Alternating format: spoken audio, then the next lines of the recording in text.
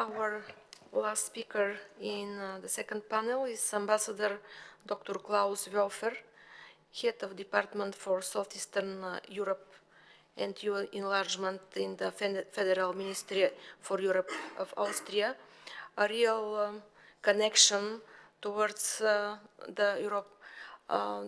presidency of the Council of the European Union, Bulgarian-Austrian connection. You have the floor.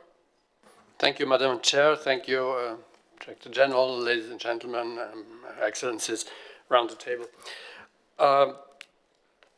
There's a number of arguments why Austria is part of the Balkans.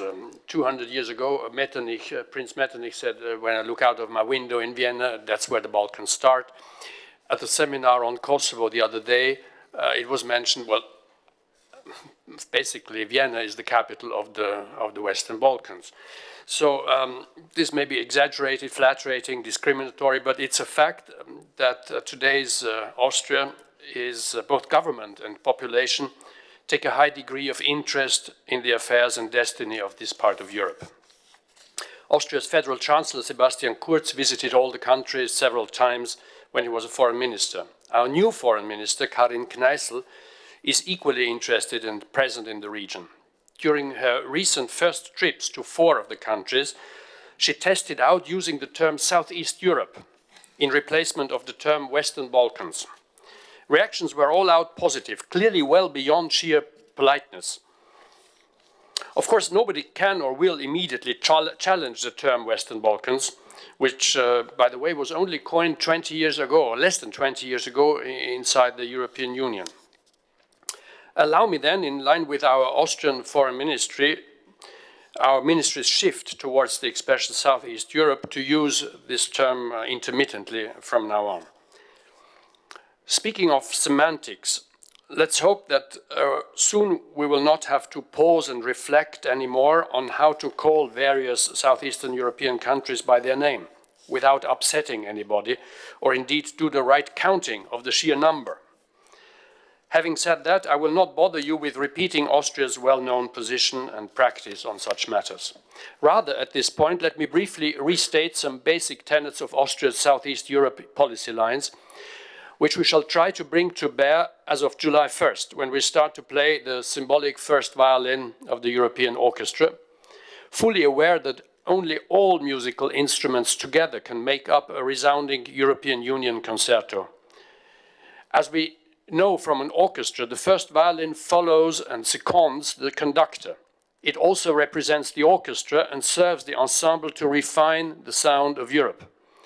This indeed is the purpose of the presidency, as we can observe with Bulgaria's current extremely positive performance. Austria strongly welcomes the European Commission's February 6 Western Balkan strategy and supports its speedy implementation, particularly the 6 flagship initiatives. Equally, full support from Vienna to the country reports of April 17th, as well as to the separate treatment of the 6 Western Balkan countries in the enlargement context. This reflects their proven desire to move closer to the EU and espouse their rules and values.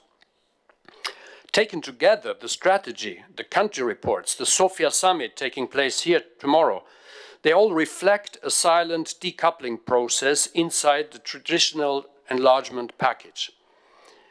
No doubt, seeking the best forms and formats of engagement with Turkey is indispensable, and we sincerely hope that this question will lead to a smooth phasing in of a more transparent, realistic, sustainable European neighborhood concept vis-à-vis Turkey, to replace the old accession formula, which is not working, and which has often exacerbated EU-Turkey relations.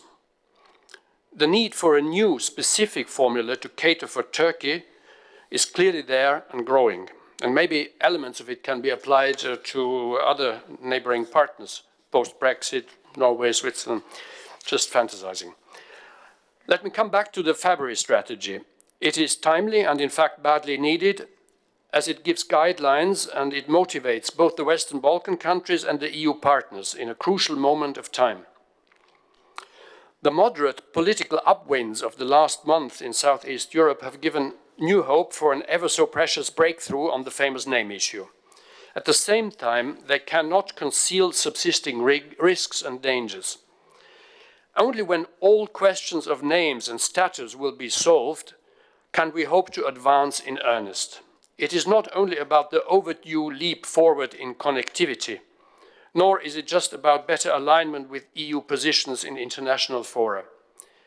People in Southeast European countries concerned, need to be able to put to rest the latent questions of identity and fear, which hamper true progress and continue to fuel those nationalist and sectarian discourse that is readily exploited, especially when elections are approaching. We acknowledge the reshaping, even remodeling of the European Union as a priority task for the EU family, especially when the winds of change from all around the globe are blowing us in the face. But like our Bulgarian friends and many other partners, we see the simultaneous urgency to overcome the various deadlocks in Southeast Europe and to get the rubble out of the way in order to move forward. The Belgrade-Pristina normalization and the sensible future for Bosnia-Herzegovina to be built on the concept of citizenship are the biggest knots left to untie. Wisely, the Commission has included the resolution of bilateral issues in its Western Balkan strategy. Just as the British organizers of the upcoming Berlin Process Summit in London are mentioning this aim prominently. We just heard it. Other matters appear to be less dramatic, but only at first glance, like the brain drain, which comes on top of the general depopulation, affecting the entire area of Southeast Europe. Its consequences are quite complex, not all entirely negative. However, they warrant an honest, transparent study and coordinated action along concerted policy lines. Especially the young and educated, they move away, but some also return, enriched with additional skills and experience. The millions who migrated already not only send remittances back home, but also represent elements of permanent human and intellectual osmosis between their places of origin and the countries of election. For Austrians, Southeast Europe lies literally at our doorstep. During the wars in the 1990s, my country sheltered and integrated hundreds of thousands of refugees, especially from Bosnia-Herzegovina, Croatia and Kosovo. Austria has always opened its doors and hearts in the event of major crises in its immediate neighborhood. Remember the uprisings in Hungary and the crackdowns in Czechoslovakia, Poland between 1956 and the 90s, and the 80s actually. I vividly recall the many visitors Foreign Minister Alois Mock used to receive during the war years in the 1990s to discuss matters with personalities and political and spiritual figures from all the countries, with President Alija Izetbegovic, with enlightened figures like Zoran Đinđić, Ibrahim Rugova and the likes.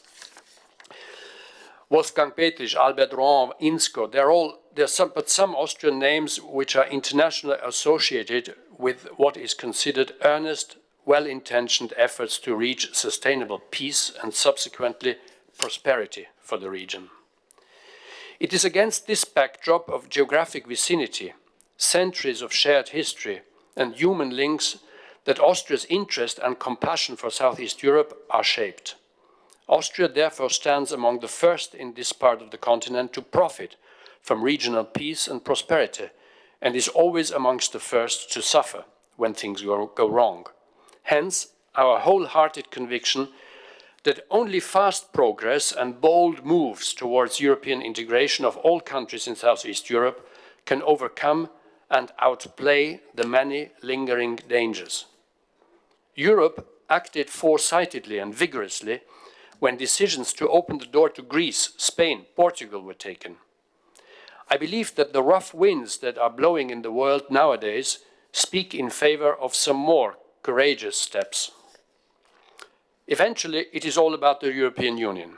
Still, we should not fail to acknowledge the United States' steady and precious contribution in Southeast Europe, and soberly and also respectfully take account of others' centuries-old links with parts of Southeast Europe. Ideally, even distant China's engagement in Southeast Europe can be outright beneficial, as long as it is brought in line with our European principles and regulations, not least on public procurement. Hence, Austria will definitely do its best to take up the torch of the EU presidency from Bulgaria and advance the cause of an accelerated integration process for the West Balkan 6. We hope that the Sofia summit will make it easier for everybody and bring new hope and progress. Go as it may, Austria will take over 1st of July, wherever we shall find Southeast Europe and its inclusion into the EU, and try hard to do our best. Thanks a lot to Bulgaria, and thanks a lot to you for having me to talk to you at the Center of Study for Democracy. Thank you so much.